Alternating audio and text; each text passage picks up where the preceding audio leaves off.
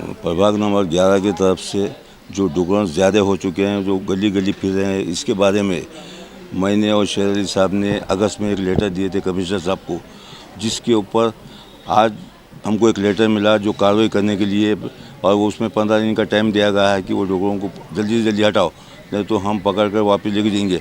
इसमें हम दोनों के सिवा पूरी नगर सेवक शामिल हैं।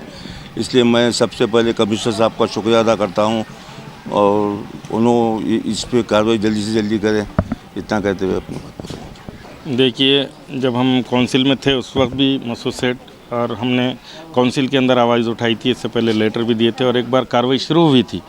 लेकिन जो डुक्कर लोग पालन करते हैं वो लोगों की संगठनाओं ने कमिश्नर से मिलकर ये कहा था, कलेक्टर साहब से, वो कि हम इसका बंदोबस्त कर देंगे, बंदिश पालन करेंगे, यानी हम मोकला उनको नहीं छोड़ेंगे।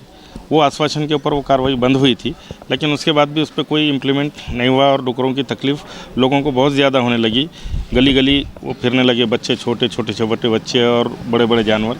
तो लोगों की तकरार की बुनियाद पर हमने फिर से एक लेटर अगस्त के महीने में नए कमिश्नर डोईफड़े साहब को लेटर, मसूद अहमद साहब उपमापुर साहब के लेटर पैड पे हमने लेटर दिया था, जिसका तुरंत एक्शन लेते हुए कमिश्नर साहब ने एक मीटिंग कॉल की उनकी, और मीटिंग कॉल करके उनको एक ओरल मतलब इंटीमेशन दिया। उसके बाद उसका जो भी प्रोसीजर है महानगर पालिका के तहत, जो बंदिश पालन करना मुकड़े जानवरों को पकड़ने के ताल्लुक से, उस कानून के तहत उन्होंने नोटिस दिया। उसके बाद आज जाहिर प्रकटन निकाला कि 15 दिन के अंदर आप अपने जानवर बंदिश पालन कर ले, यानी बिल्कुल अपना अहाते के अंदर पालें, रास्ते के ऊपर खुला ना छोड़े। अगर छोड़ते हैं तो टीम बुलाकर उसको पकड़ कर लेके चल जाएंगे और उसका कोई मुआवजा उनको नहीं दिया जाएगा।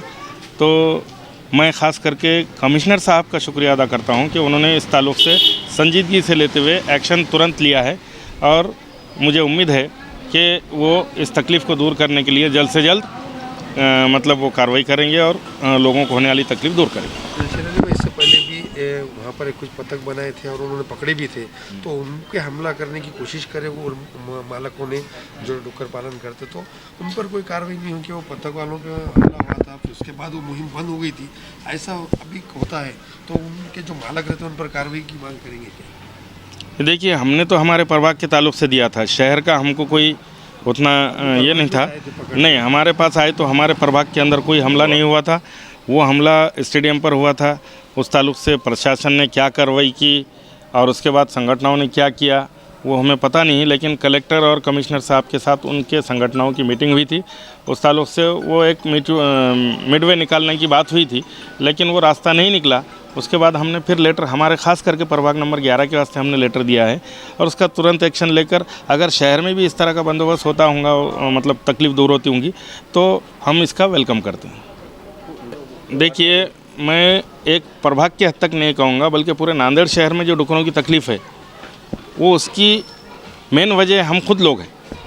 अगर हम साफ़ सफाई का ख्याल रखते हैं और खाने को उनकी ग़िज़ा मुयसर नहीं होने देते, जैसा कि झूठा झाटा अपन घर में का निकालते रोड पर लाकर फेंक देते हैं, या तुम्हारे होटलों का झूठा झाटा अगर रास्ते पर फेंक देते हैं, तो जानवर वो आ रहे हैं और खाने के लिए वो आते हैं और वो रास्ते पर तकलीफ़ दे रहे हैं।